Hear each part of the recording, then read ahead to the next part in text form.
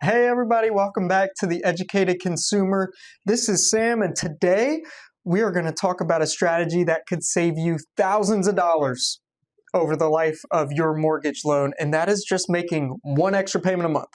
So we're going to dive into whether you should do it, how much extra you should be paying monthly, and the numbers behind it all. So jumping in from the beginning, mortgages are amortized loans. So this means that while your monthly payment is fixed of principal and interest, it's split between principal and interest. And at the beginning of the loan, you're going to be paying more interest compared to principal, and gradually that will shift to eventually in the end, you're paying majority principal versus interest. And so when you are making extra mortgage payments towards that principal, that is making that shift faster and getting to the meat of really knocking down that loan. And so let's look at an example together. All right, so we've got a $400,000 mortgage at a 6% interest rate over 30 years.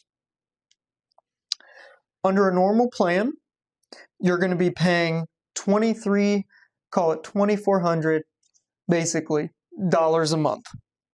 Over 30 years, you're going to end up paying just over $352 in interest. That number is so large, I had trouble saying it. You're going to be paying more in interest than the principal balance of the loan at the beginning, loan amount of $400,000, which is kind of crazy.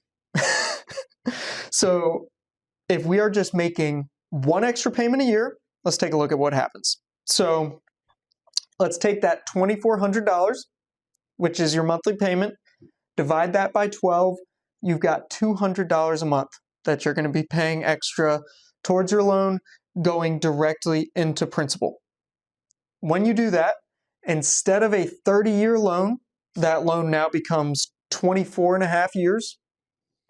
And instead of spending over $463,000 in interest over the life of the loan with no additional monthly payments, you'll be spending $365,000 in total interest.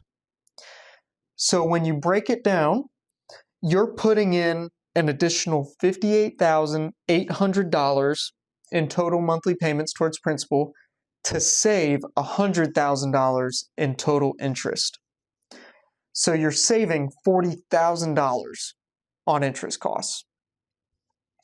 And the long-term financial benefits are that you are shaving right over 5 years, 5.5 years off your loan by making one additional payment a year.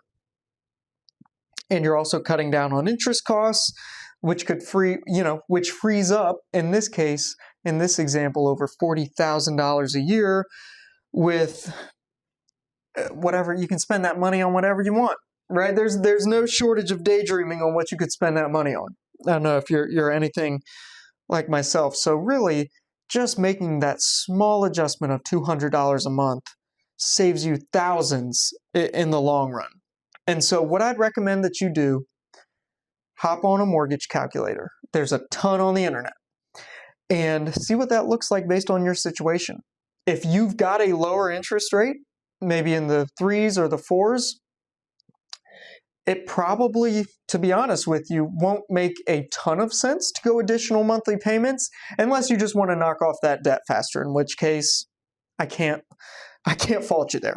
I'm wanting to get done with the mortgage. But if you've got an interest rate in the 6s and the 7s, it helps out a ton in the long run to start knocking off that principal balance. And so I would really base it off of your specific situation, and I would also base it off of what other investments you have. If majority of your wealth and your money is tied up in your house, I would, instead of making additional monthly mortgage payments, I would maybe divert that money and put it in a retirement account or put it in the stock market just to get a bit of exposure to different areas to help build wealth. But if you've got those things established, and if you've got a high interest rate on your home, I would absolutely recommend throwing additional money towards your principal balance on your mortgage, because over the life of the loan, that is going to save you way more money and financially be a smarter option than just always throwing that money into different investments. So that's my 2 cents on it. But at the end of the day, you know, you can go a whole bunch of different routes financially, depending on your risk tolerance and all that sort of stuff. So I would love to take a look at everything for you. Just shoot me a call, give me an email, and until next time, make good choices. See ya.